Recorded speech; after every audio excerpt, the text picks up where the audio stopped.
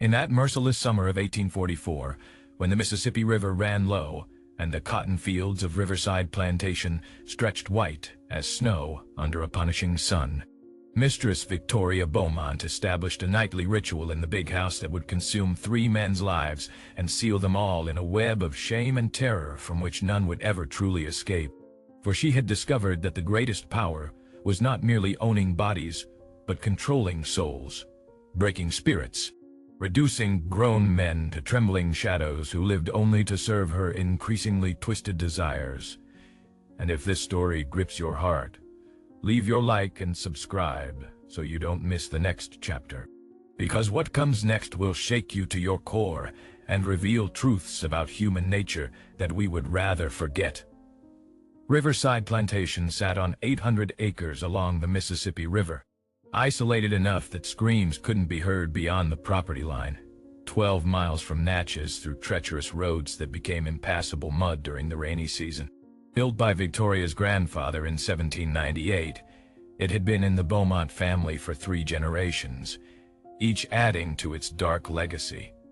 Victoria was 28 years old, married at 16 to Colonel Henry Beaumont, a man 40 years her senior who spent most of his time in New Orleans managing cotton exports, and it was whispered, keeping a mulatto mistress in a house on Rampart Street. Victoria was left alone to manage the plantation, its 300 slaves, its brutal overseer Jacob McCallum, and the crushing boredom that came with being a woman of wealth and education, trapped in a world that valued her only for her womb and her family name. She had given Henry 3 daughters but no sons, and he made his disappointment clear with every visit home, looking at her with contempt, as if her failure to produce a male heir was a personal insult that justified his infidelities and his neglect. It was loneliness and rage that drove Victoria to what she did, but it was something darker too, a cruelty that had always lived inside her, nurtured by a childhood where she was taught that some people were born to rule and others to serve, that slaves were not fully human, that their suffering was ordained by God and nature.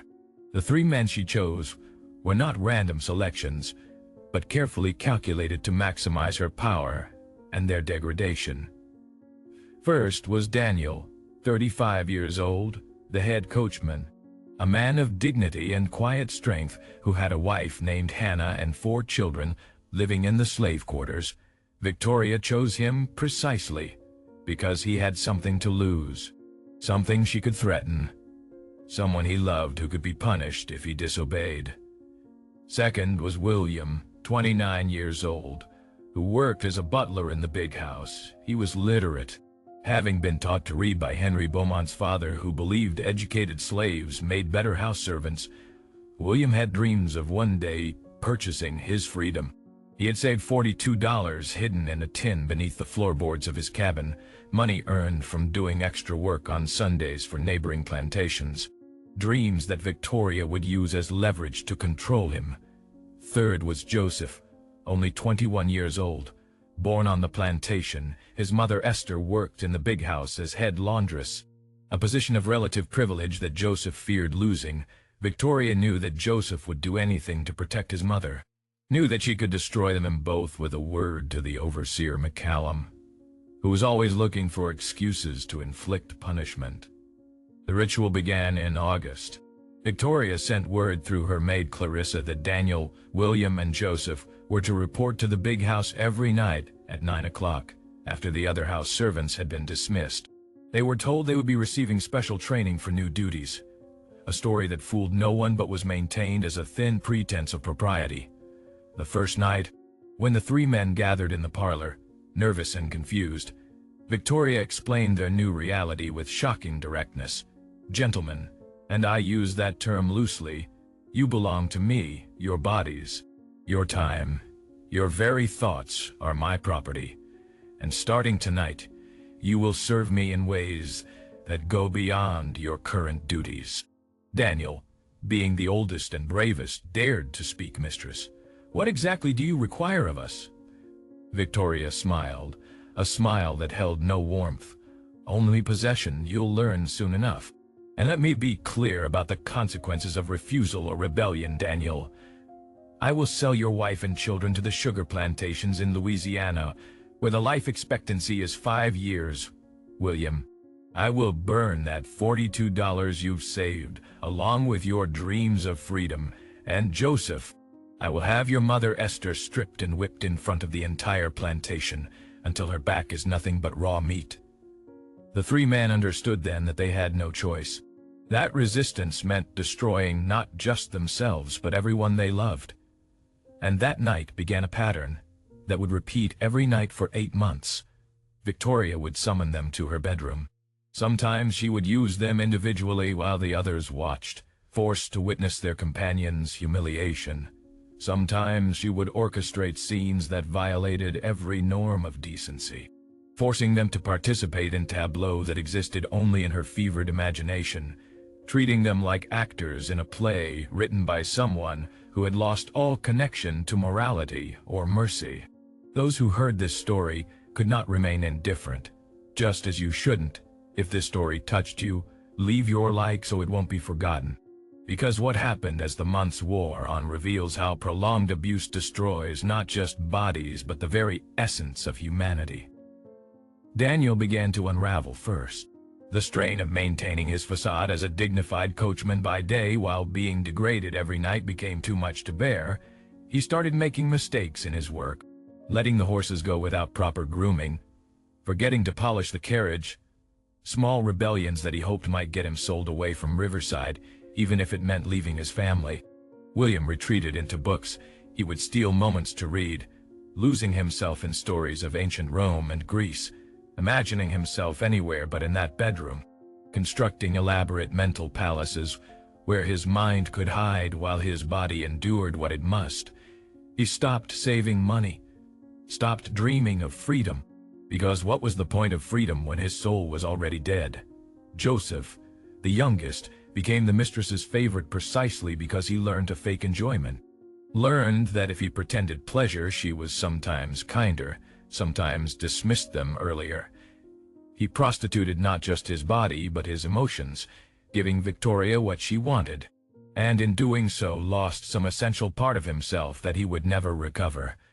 The nightly ritual became known to everyone on the plantation.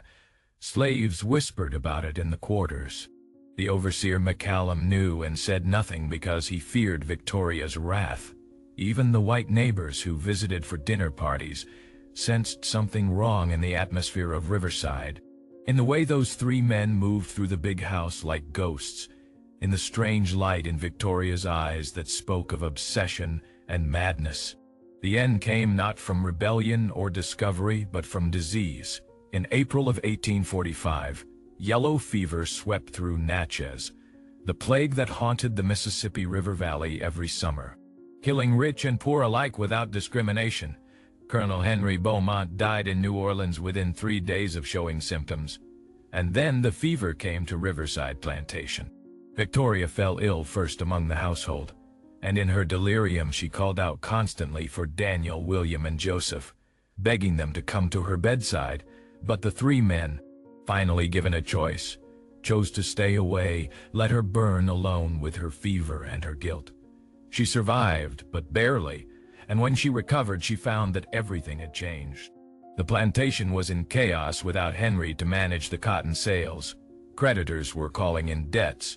The overseer McCallum had run off with whatever money he could steal, and the slaves, sensing weakness, had become difficult to control. In the confusion, William managed to escape. He simply walked away one night and was never seen again. Some said he made it north on the Underground Railroad. Others that he died trying, but no one knew for certain. Joseph's mother Esther, learning the full truth of what her son had endured, took her own life. Unable to bear the weight of knowledge, she walked into the Mississippi River one morning and let it carry her away. Daniel remained, trapped by his love for his wife and children, but Victoria never summoned him again, perhaps out of shame, perhaps because the fever had changed something in her brain, damaged something that had driven her to those acts. By 1846, Victoria was forced to sell Riverside Plantation to pay her debts, The new owner, a businessman from Boston named Samuel Webb, who opposed slavery on moral grounds, freed all the slaves on the property, giving them the choice to stay as paid workers or leave. Daniel took his family and went north to Cincinnati, where he worked as a teamster and never spoke of his years at Riverside except once, in 1863, when Union Army recruiters came through Cincinnati looking for colored volunteers. Daniel, now 54 years old, enlisted in the 54th Massachusetts Infantry. And when asked why a man his age would volunteer for war, he simply said, "I lived in hell once, and now I want to fight the devil that created it." He died at Fort Wagner in South Carolina, charging the Confederate fortifications alongside his fellow soldiers, finally free, finally fighting back, finally able to choose how his story would end. As for Victoria Beaumont, she lived until 1879, spending her final 34 years in a boarding house in Memphis. Taking and sewing to survive, her beauty faded, her wealth gone, her name forgotten. The nurses who attended her final illness said she died calling 3 names over and over: Daniel, William, Joseph, as if seeking forgiveness that would never come.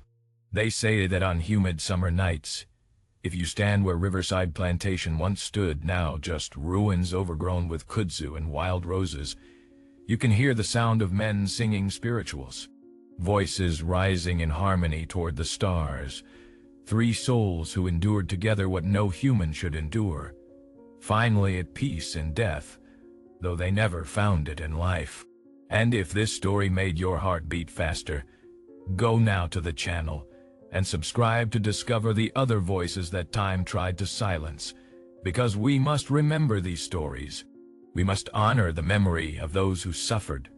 We must never forget that human dignity is not something that can be bought or sold, that freedom is not a privilege but a right, and that every person, regardless of their circumstances, deserves to be treated with respect and compassion. These are the lessons written in blood across our history, lessons we ignore at our peril, lessons that remain as urgent today as they were in that long ago time when some people were considered property and others believed they had the right to own human souls.